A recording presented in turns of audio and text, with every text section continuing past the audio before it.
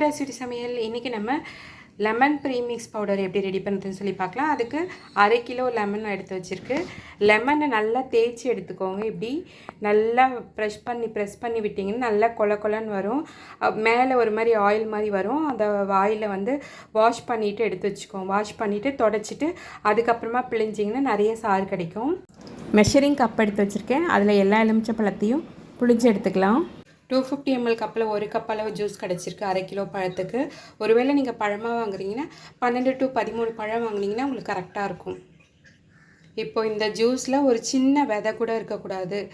அதனால் வந்து வடிகட்டி எடுத்துகிட்டு வந்துடலாம். நல்ல நெருக்கமாக இருக்க வடிகட்டியில் வடிகட்டி எடுத்துக்கோங்க. அப்போ தான் சின்ன சின்ன விதைகள் கூட வடிகட்டி வந்துடும். வடிகட்டி எடுத்தாச்சு. 1 கப்பு ஜூஸ்க்கு 3 கப்பு சுகர் கரெக்டாக இருக்கும்.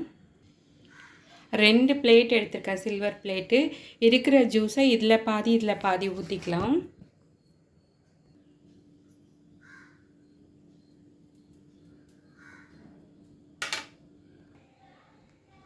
இருக்கிற ஜூஸை பாதியாக 2 பிளேட்டில் ஊற்றியாச்சு. இந்த பிளேட்டில் 1/2 கப்பு, அந்த பிளேட்டில் 1/2 கப்பு. 1/2 கப்பு சுகர் ஆட் பண்ணிக்கோங்க. ஒரே இடத்துல இருக்கிற மாதிரி இல்லாமல் நல்லா பலாசனையாக கொட்டி விடணும். 2 பிளேட்லேயுமே சுகர் போட்டாச்சு. இந்த பிளேட்டில் 1/2 கப்பு, அந்த பிளேட்டில் 1/2 கப்பு. இப்போ இருக்க சுகரை இந்த ஜூஸில் வந்து அந்த சுகர் வந்து கரையக்கூடாது. எல்லா இடத்துலையும் ஈவனாக இருக்கிற மாதிரி ஒரு ஸ்பேட்சில் வச்சு நல்லா தள்ளி விடுங்க. சுகர் வந்து அப்படியே கிறிஸ்டலாக தான் இருக்கணும். அதனால் சுகர் ஈவனாக இருக்கிற மாதிரி தடவி விடுங்க. இது அப்படியே இருக்கட்டும், வெயிலெல்லாம் வைக்கக்கூடாது. ஒரு நாள் ஃபுல்லாக இருக்கட்டும். அதுக்கு பிறகு நான் காமிக்கிறேன். 24 மணி நேரம் ஆயிட்டு. இப்போ இப்படி தான் இருக்குது. இதை இப்போது ஒரு கரண்டி வச்சு எடுத்து கொடுக்கணும். பாருங்கள், இந்த மாதிரி.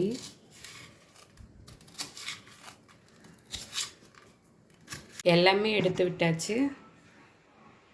ஸோ இது இன்னும் 2 நாள் போல் காயிட்டும். வெயிலெல்லாம் காய வைக்கக்கூடாது. நிழல்லே வீட்டுக்குள்ளே ஒரு ஓரமாக டிஸ்டர்ப் பண்ணாமல் வச்சுடுங்க.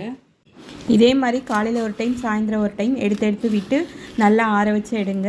2 நாளைக்கு அப்புறம் ஃபேன் காற்றுல ஆற வைக்க ஆரம்பிக்கலாம். எனக்கு ட்ரை ஆகி கிடைக்க 8 நாள் ஆச்சு. உங்களுக்கு 1 நாள் 2 நாள் முன்ன பின் ஆகலாம். பார்த்து நல்லா ட்ரை பண்ணி எடுத்து வச்சுக்கோங்க. இப்போ ஒரு மிக்சியில் போட்டு அரைச்சி எடுத்துக்கலாம். மிக்சியில் போட்டாச்சு. இப்போ நல்லா கிரைண்ட் பண்ணி எடுத்துக்கலாம் பவுடராக. நல்லா ஃபைனாக பவுட்ரு பண்ணியாச்சு.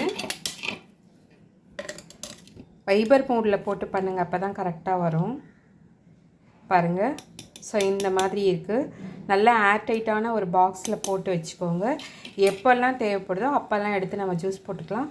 சப்ஜா சீட்ஸ் 1 டீஸ்பூன் எடுத்திருக்கேன்.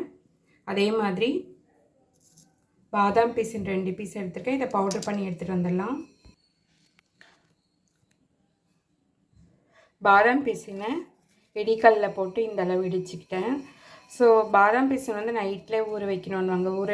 ஊறத்துக்கு ரொம்ப டைம் எடுக்கும்.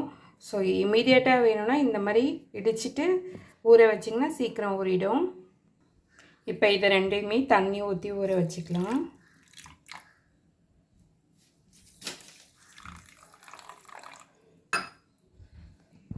நம்மளோட ஜியா சீட்ஸும் நல்லா ஊறிடுச்சு. பாதாம் பீஸும் நல்லா ஊறிடுச்சு.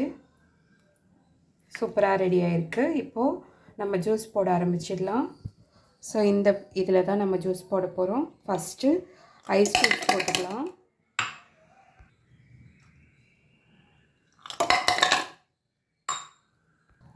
நம்ம வீடியோவோட தலைவர் இவர் தான். Lemon premix powder 1 table spoon add பண்ணிக்கலாம்.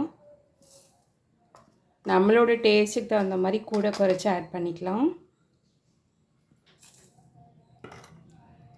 இது 2த்துலேயுமே பிஞ்ச் ஆஃப் சால்ட் ஆட் பண்ணிக்கலாம். சால்ட் ஆட் பண்ணும்போது நல்ல டேஸ்ட் கொடுக்கும். அதே மாதிரி ஒரு பிஞ்ச் ஆஃப் பெப்பர் ஆட் பண்ணிக்கலாம், பெப்பர் பவுடர்.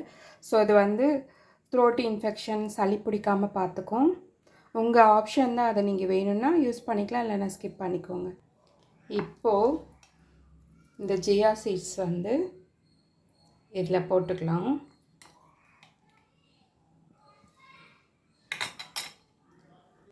இப்போது இந்த ஊறின பாதாம் பீஸனை இதில் ஆட் பண்ணிக்கலாம்.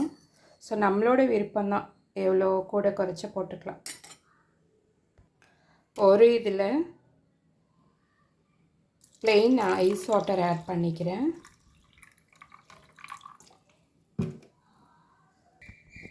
இன்னொரு கிளாஸில் சோடா ஆட் பண்ணிக்கலாம்.